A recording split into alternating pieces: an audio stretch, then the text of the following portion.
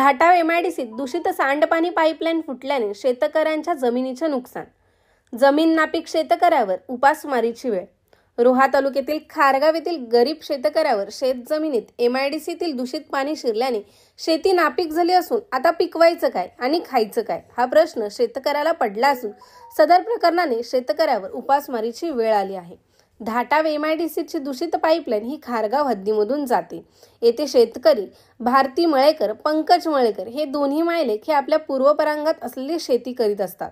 त्यांना बाकी उपजीविकेचे साधन नाही. यावर्षी शेतीची मशागत करून लावणीच्या कामाची लगबग सुरू असताना त्यांच्या शेतात दूषित पाण्याची पाईपलाईन फुटून केमिकलयुक्त पाणी शेतीत घुसले.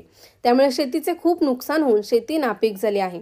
दरवर्षी हा प्रकार सुरू असून संबंधित शेतकरी यांनी वारंवार एमआयडीसी अधिकारी यांच्याशी संपर्क साधत शेतीचे नुकसान होत असल्याची पूर्वकल्पना दिली होती, परंतु अधिकारी यांनी नेहमीच दुर्लक्ष केले. त्यामुळे धनदांडक्या कंपन्यांकरता एमआयडीसी अधिकारी गरीब शेतकऱ्यांवर अन्याय करीत असल्याचं या प्रकरणावरून दिसून येत आहे. मोदी सरकारच्या काळात सर्व काही अळबेल आहे. चित्र दाखवले जात असले तरी वस्तुस्थिती वेगळी आहे. मोदी शेतकऱ्यांचा बाप असं सरकारमधले कोणीतरी बरळत असते, परंतु शेतकऱ्यांची परिस्थिती खारगाव येथील बाधित शेतकऱ्यांच्या प्रकरणावरून दिसून आली आहे. प्रतिनिधी अक्षय जाधवसह तेज मराठी न्यूज, धाटाव, रोहा. मला ना 3 वाजता देतो नाही हो साहेब, शब्द देताना विचार करा. शासकीय अधिकारात तुम्ही जबाबदार अधिकारी आहात. मी 3 वाजता तुम्हाला येऊन इथे सांगतो. जबाबदार अधिकारी आहात तुम्ही बाबा. असं तसं नाही, काहीतरी तुमच्यावर जबाबदारी आहे. एवढ्या एमआयडीसी जबाबदारी तुमच्यावर आहे. तुम्ही उडवा उडीची उत्तर देता नेहमी.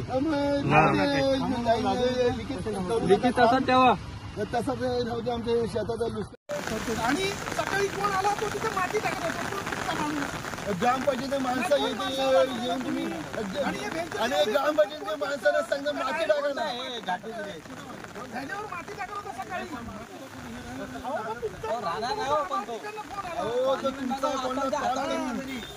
तुमचा कॉल करून माती टाकत असेल नाही. कोणतरी माती टाकत होता. आम्हाला तुमचा कॉल आला म्हणून सांगत होता. काय नाव कांदळगावकर विनीत सराय सांगितलं. कोण आलेलं रे?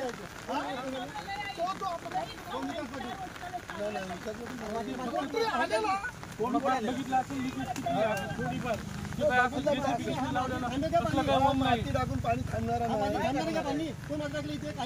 माती टाकले तो विषय राहिला बाजूला. आताच्या मुद्द्यावर बोला. आता तुमच्या मुद्द्यावर काय ते बोला.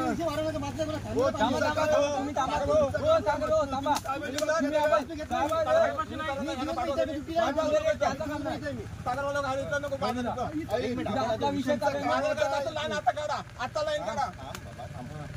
तुमचं म्हणणं काय?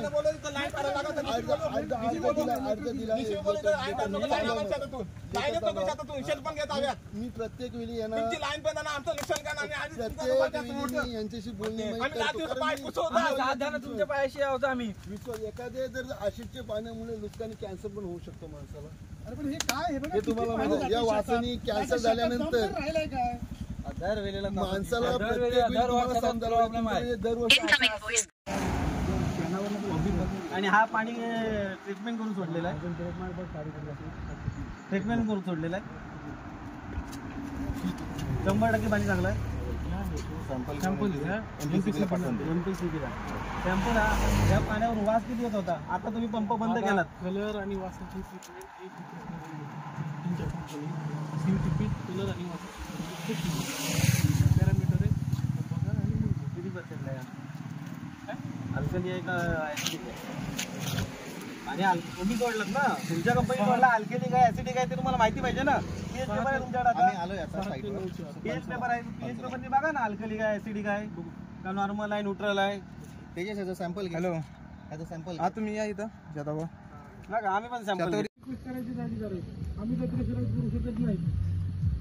ऑफिसला या कंपन्यांचे खतबागेत मी वर ॲपवर मागून परेशान आहे. मला डायरेक्ट उद्यापासून तुझा संसार घ्या. एमआयडीसी ऑफिसला जाऊन बघा.